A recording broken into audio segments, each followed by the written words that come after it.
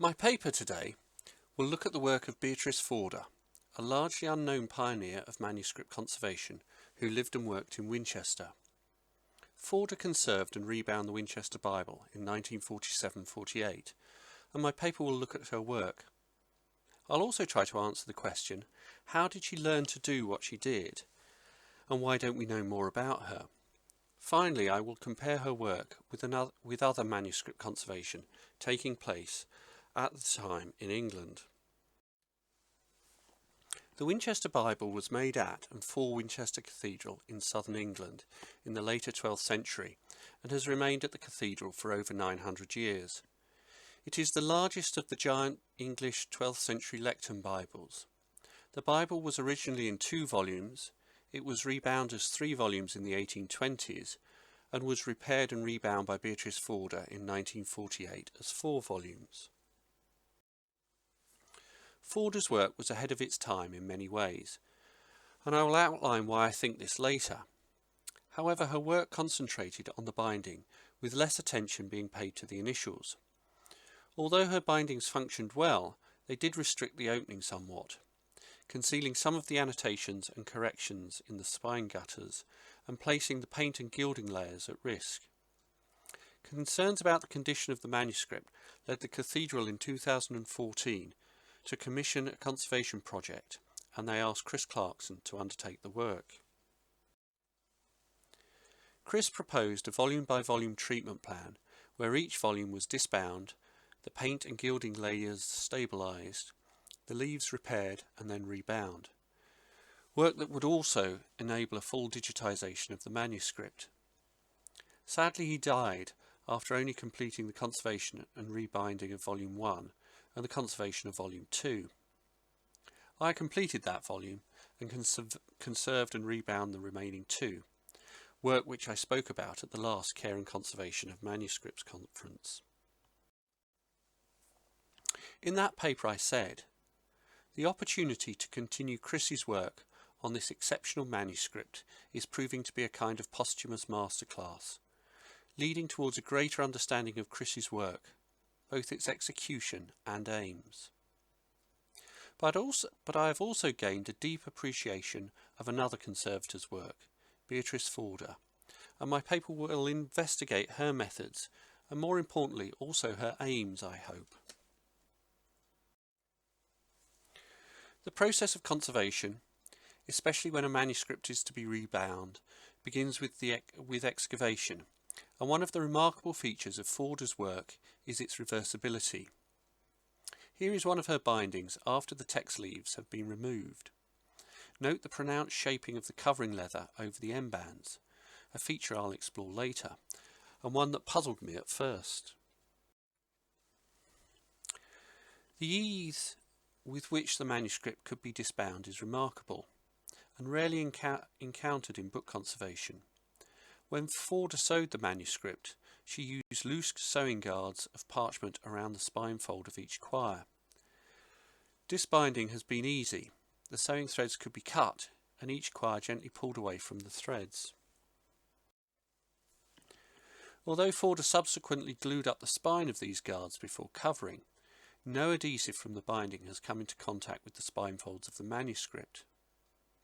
Forder tied down her end bands at each quire, but rather than doing this at the centres, she tied them down outside the quire but within the loose sewing guard.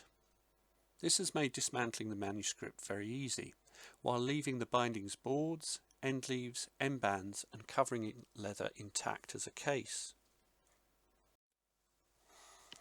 This approach to reversibility in 1948, by a binder I had not previously heard of, seemed remarkable. Observing her work has made me consider where she might have looked for inspiration, and particularly where she would have looked for advice on how to bind a 12th century parchment manuscript. This slide shows that the functional qualities of her bindings were different to those Chris and I would strive for, in our case using board leverage and flexibility of opening to allow the manuscript to open widely without placing the leaves under unnecessary stress. The spine on her binding is solid and does not begin to move when the book is opened. Therefore the leaves have to flex and curve around the end leaves. The end leaves and leather joints are of a particular design, as are the end bands worked over leather cores. However, they are all carefully considered and are very accomplished. So what do we know about Beatrice Forder and her work? Sadly, very little, and nothing in her own words. There is an inscription describing the work on one end leaf, and a series of at least 5 photographs were taken during the work by Charles Hewitt for Picture Post, with 4 being published. Walter Oakeshott, the cathedral librarian at the time of the rebinding, briefly described her work in 2 short pieces in the 1970s, though he confused some details, and a later biography of him provides further details. David Rymill, the current cathedral archivist, has added to our knowledge of her in a recent article. Finally, a very brief piece in the 1948 Cathedral Record notes that, and I quote, "During recent months, Miss Forder has been engaged, under Mr. Oakeshott's direction, and in conjunction with the authorities in the British Museum, in preparing the Vulgate for rebinding in 4 volumes." End quote. Beatrice Forder was born in 1901 to a well-known Winchester family of wool merchants, and was an active calligrapher as well as a bookbinder. Oakeshott explained in 1973 that, and I quote, "The very delicate task of the actual binding was done entirely by Miss Forder, though she had taken the endless trouble she always does to seek out the best advice and look up the best examples before she began." End quote. But does this tell the whole story? Without an account from her, it's only by looking very closely at her work on the Bible and then comparing it with possible prior examples and other contemporary work that her pioneering place in the history of manuscript conservation emerges. It is wonderful that we can see Forder at work. One of the 1948 photographs shows her in a dark overall sewing a quire. The needle is emerging between the double linen parachute cords of the 3rd sewing support, and above Forder's hand can be seen Dixit autem Helcias, the beginning of verse 8 of chapter 22 of 4 Kings. This is folio 129 recto, the first leaf of quire 17, which was the first quire of volume 2 as the Bible was bound in 1948. The photo shows her completing the sewing of this volume, sewn from right to left. There are 2 other photos of the sewing. In these, Forder is wearing a different and neatly pressed white overall. The initial at the start of Isaiah can be seen, showing that the Bible is open at folios 130-131. This is the same quire we saw in the previous sewing photo, but it's not at its centre, and she can't really have been sewing. These 2 photos must have been staged after Forder had finished the sewing, with Forder changing overall for variety perhaps, and the Bible being staged at a more impressive opening. However, it does show us Forder working within the historic Morley Library at Winchester Cathedral. There is one more photo of Forder, again in her dark overall and working on the table where the sewing frame had been. It shows her posed, preparing the covering leather, though not actually pairing it. These 4 photographs are fascinating, but like many conservation photos, they are carefully staged rather than recording actual work.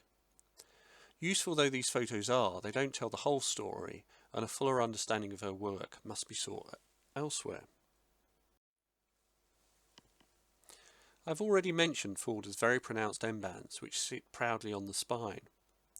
They are equal in size to the sewing supports, and had puzzled me until I remembered the dove-spined rebinding of the Kelmscott Chaucer, designed by William Morris for his edition of Chaucer, but with some copies printed on parchment.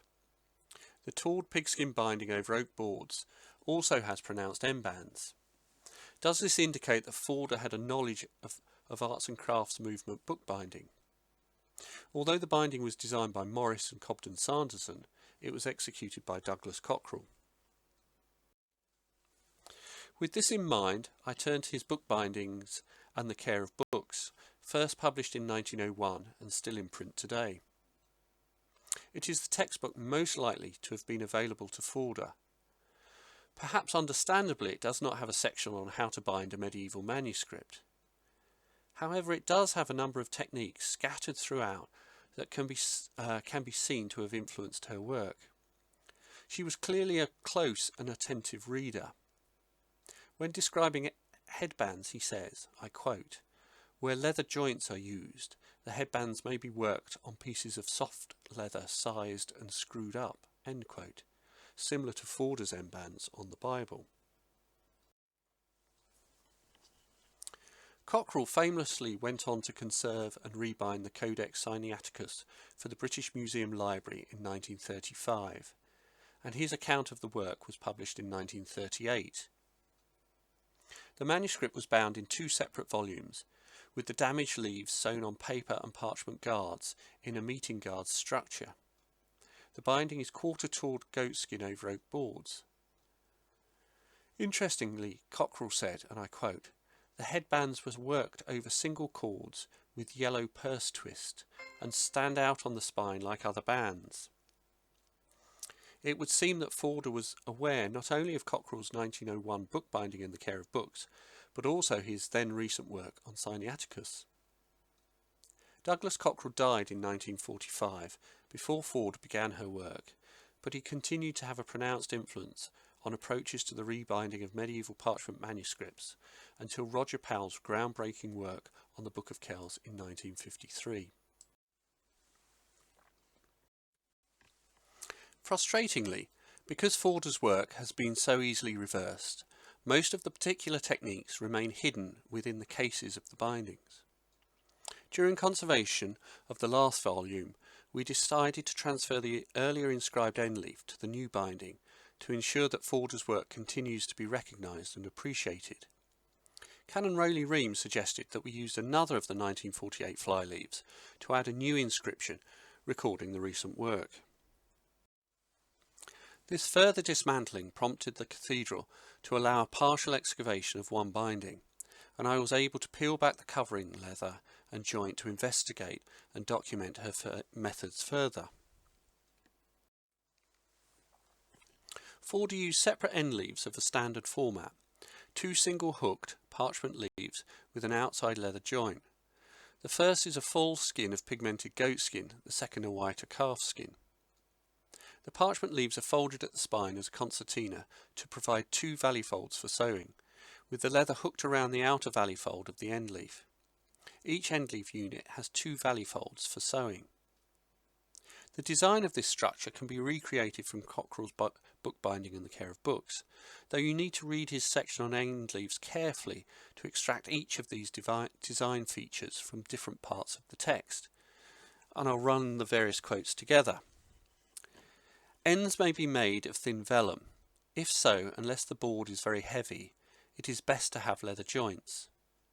For large manuscripts or printed books of vellum, which are bound in wooden or other thick boards, thicker vellum may be used for the ends. That with a slightly brown surface looks best. With leather or cloth joints, the sewing should go through both, end quote. That is sewn through both valley folds, as we have here. We can see this end leaf in action, which as Cockerell describes, and I quote, "The zigzag allows play for the drag of the board," end quote. We can also see details of her embands, which I think draw on Cockerell's work on Codex Sinaiticus. In his bookbinding in the care of books, he explains, and I quote, "Where leather joints are used, the headbands may be worked on pieces of soft leather sized and screwed up. If the ends are left long, they may be conveniently let into grooves in the boards before the leather joint is pasted down." This is the 4th photo from the 1948 Picture Post article, showing James Laverty preparing the quarter sawn and rebaited oak boards, with the lacing channels worked. The inscription from the end leaf explains, and I quote, "It was bound in oak boards, the wood coming from Herriard Park, Basingstoke," end quote. Sourcing the wood must have been difficult, and great care was taken to get such large and wide boards. Cockerell had similar problems sourcing oak boards for Sinaiticus, and I quote, "The boards presented some difficulty, as unsupported oak of the dimensions required is apt to warp. Some 13 or 14 boards of thoroughly seasoned wood were prepared. 4 of these that stood the test were ultimately selected." End quote. Forder frayed out the linen parachute cords of the sewing supports, and they pass over the back edge of the board into channels and are laced through 2 holes, the second at an angle. Cockerell explains in his bookbinding, and I quote again, "To lace slips into wooden boards, holes are made with a brace and fine twist bit, and the ends of the frayed out slips may be secured with a wooden plug." Forder merely pasted her slips in the second hole and filled the channels with a now glass-hard putty. Her boards have minimal gentle shaping, in keeping with a Romanesque binding, and there is no shaping at the spine edge. She lined the spine with transverse linen spine linings, stuck to the spine and inner face of the boards within the rebate. This is similar to Cockerell's 1901 instruction. I quote, "Very heavy books are best further lined up between the bands with linen or thin leather." End quote. And note the unused channel for end-band lacing, now filled with putty. Here we can see the lacing channel on the inner face of the board. The leather end-band slips were laced through the turning of the covering leather, running in a channel before being laced as a single hole. We can see that this is a change of plan.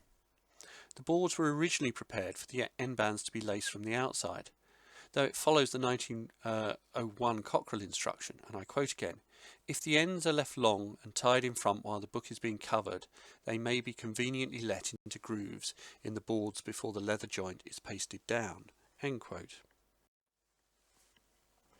The bindings are covered with unstained Niger goatskin, with a restrained design based on the initial letter of the Book of Exodus from the manuscript. This again follows advice from Cockerell in 1901, and I quote again, "The leather that I have found most useful is the Niger goatskin. It is a very beautiful colour and texture, and it has stood all the tests tried without serious deterioration."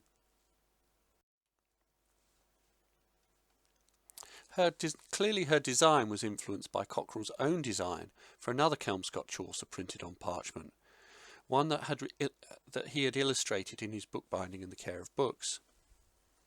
I think the influence of Douglas Cockerell is clear, but his work on Codex Sinaiticus, or the scattered hints found in his textbook, would not be enough to allow anyone to rebind the Winchester Bible. Rather, I think we can see Forder carefully thinking through the problems. This is clearly her taking, as Oakeshott had said, the endless trouble she always does to seek out the best advice and look up the best examples. To conclude my paper, I'd like to very briefly compare Forder's work with similar work being carried out in 2 major British institutions at almost the same time.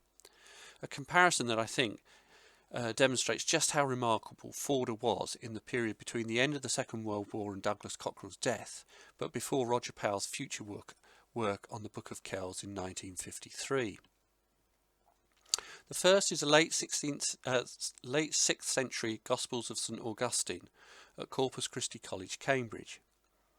Christopher de Hamel has recently described this binding in less than flattering terms, and I quote, "It is bound in plain oak boards, slightly bevelled on their inner edges, with a spine of creamy alum-tawed goatskin, in a style beloved of the arts and crafts movement in England."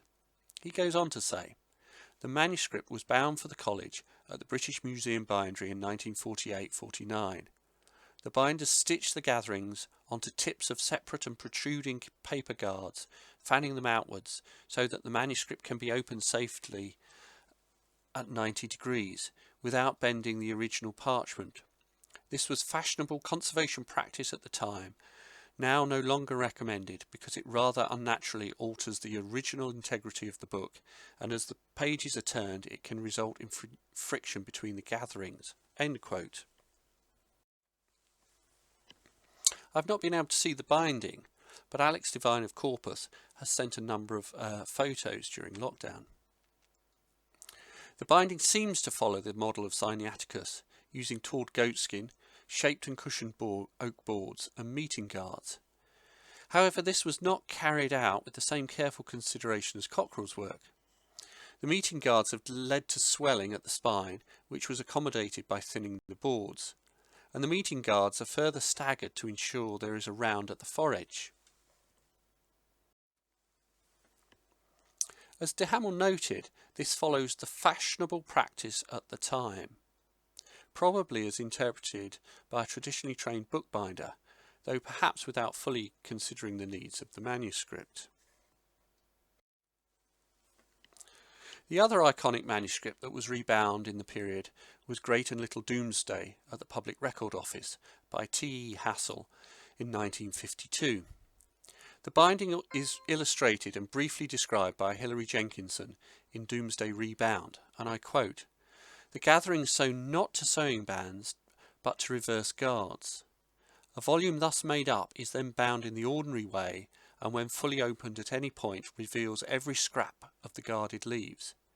In the present instance, figure of 8 sewing has been used on split leather bands which are laced into boards, and a considerable portion of these boards, a deliberately modern device, has been left exposed, the back being quarter bound in white tawed pigskin."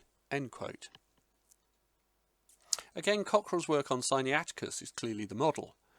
However, where Cockerell divided that manuscript into 2, and Forder divided the Winchester Bible into 4, the PRO bound Domesday as 2 single, very thick volumes. Cockerell had sewn Sinaiticus on stout cord of hemp. In 1901 he noted, and I quote, "Old books were sometimes sewn on bands of leather, but as those sewn on cord seem to have lasted on the whole much better, and as, moreover, modern cord is a far more trustworthy material than modern leather, it is better to use cord for any books bound now." End quote. The PRO used tawed supports for Domesday. Surely an unusual choice for a manuscript sewn on meeting guards. These 2 very thick bindings survived until 1984, when the 900th anniversary of its compilation and demand for a new facsimile led to pulling, conservation and rebinding. Of the 1952 meeting guards, Helen Ford notes in Domesday Preserved that, and I quote, "Though through no fault of their own, the conservators had been obliged to use materials which were not of the quality available in the 1980s. The choice of parchment was limited then, and the constraints in expenditure were considerable." She goes on to say, "The folios were not thrown up for satisfactory display, and the meeting guards caused the original folios to bend over." End quote. These 2 rebinding campaigns, carried out by the British Museum Bindery and the Public Record Office, closely followed the look of Sinaiticus, and both employed meeting guards.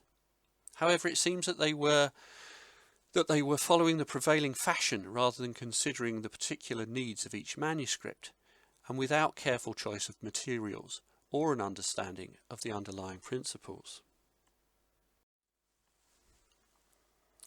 To conclude, I believe that Beatrice Forder's work on the Winchester Bible, particularly her non-adhesive and entirely reversible structure, was ahead of its time.